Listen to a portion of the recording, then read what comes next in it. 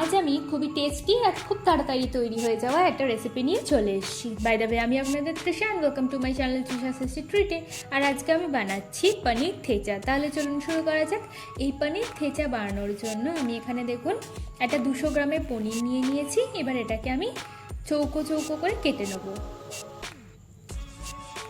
আচ্ছা, আমি পনিরটাকে এই বড় বড় করে কেটেছি, আপনারা চাইলে এই সাইজটা ছোট করেও নিতে পারেন, কোনো অসুবিধা নেই।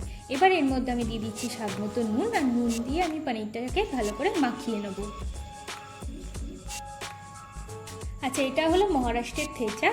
এই রেসিপি যদি আপনারা দেখতে চান তাহলে ডেসক্রিপশন বক্সে লিঙ্ক দিয়ে দেবো, আপনারা গিয়ে চেক করে নিতে পারেন। এবার এই পনিরটার চারিদিকে আমি এই যে থেচা, এটা আমি চারিদিকে লাগিয়ে নিচ্ছি। দেখুন, ভালো করে কভার করা হয়ে গেছে। আমাদের একটা পনির একদম রেডি হয়ে গেছে। এইভাবে আমি প্রত্যেকটা পনিরই রেডি করে নেব। চলুন এবার এগুলোকে ভাজা যাক। এবার একটা প্যানের মধ্যে দিচ্ছি 2 চামচ মতো তেল, আর তেলটা একটু ভালো করে আমরা গরম করে নেব।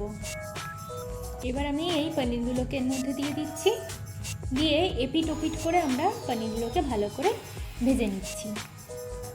দেখুন, পনিরগুলো ভালো করে ভাজা হয়ে গেছে আর আমাদের পনির থেচা একদম রেডি। চলুন এবার এটাকে সার্ভ করা যাক। আমার ভিডিওটি যদি আপনাদের ভালো লেগে থাকে তাহলে প্লিজ একটি লাইক করুন, প্রচুর শেয়ার করবেন। এরকম আরও ভিডিও পেতে আমার চ্যানেলটিকে সাবস্ক্রাইব করবেন। আর আমার এই ভিডিওটা কেমন লাগলো আমাকে অবশ্যই জানাবেন।